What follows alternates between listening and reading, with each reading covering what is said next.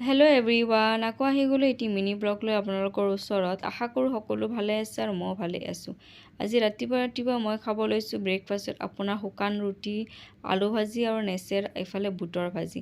আজি ভাবিছোঁ ৰুটিকে খাওঁচোন। শুকান ৰুটি খাইছোঁ, প্লেইন ৰুটি আৰু একো দিয়া নাই, ঘিউ দিয়া নাই, আপোনাৰ ৰিফাইনো দিয়া নাই, একো তেলো ব্যৱহাৰ কৰা নাই। শুকান ৰুটি খাই আছোঁ মই এতিয়া।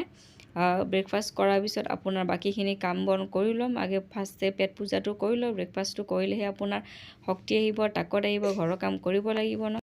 ব্ৰেকফাষ্ট খাই লৈ মই ঘৰৰ কামত লাগি গ'লোঁ। খাৰা মোচা, বাচন ধোৱা, কাপোৰ ধোৱা, গা ধোৱা, ছোৱালীজনীক গা ধোৱা, তাইক খোৱা, তাইক দুপৰীয়াৰ খোৱাৰ যোগাৰ ধৰা, বাচন বৰ্তন ধোৱা, গোটেইখিনি কাম মোৰ কমপ্লিট কৰি অলপ টোপনি মাৰিব গ'লোঁ। ছোৱালীজনীকো খোৱালোঁ। শুই উঠি মই উঠিলোঁ 5টা 5:30 মানত। টাইমটো চোৱা নাই দিয়কচোন, আন্দাজত ক'লোঁ 5 5:30 উঠিলোঁ চাগে।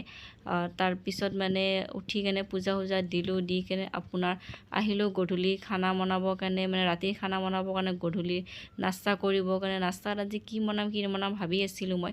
হঠাৎ মোৰ মনত পৰিলে আজি মালপোৱা খাব মন গৈছিলে দুপৰীয়াৰ পৰাই মোৰ। দুপৰীয়াটো ভাত পানী খালোঁ, দুপৰীয়া খাব নোৱাৰি এইবিলাক বস্তু। গধূলি বনাম বুলি মনত আছিলে, কিন্তু পাহৰি গৈছিলোঁ হঠাৎ মোৰ মনত পৰিলে। আহিলোঁ মালপোৱা বনাবৰ কাৰণে। এনেকুৱা মালপোৱা মই আগতে খাইছিলোঁ দেই, ছোৱালী কালত থাকোঁতে। এনেকুৱা ইয়াতে নাখাওঁ, তাতে বনোৱা নাযায়। এন্দৰ ঘৰত মানে মোৰ চচুৰালত এনেকুৱা মনা নাযায় মানে। এনেকৈ বেলেগ মালপোৱা বনায় সিহঁতে, ফুলা বনায়। সেনেকুৱাও খাই ভাল লাগে। এনেকুৱা আপোনাৰ খোৱাটো জুতিটো বেলেগ। আগৰ দিনৰ ন এইবিলাক, আগতে এনেকৈ খাইছিলোঁ।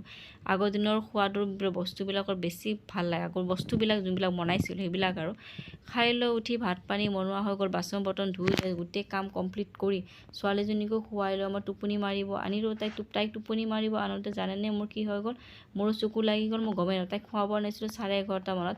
11:30 পৰা মই 12টা 12:30 এটা বাজি গ'ল, গমেই নাপালোঁ মই যে ৰাতি ভাতেই খোৱা নাই।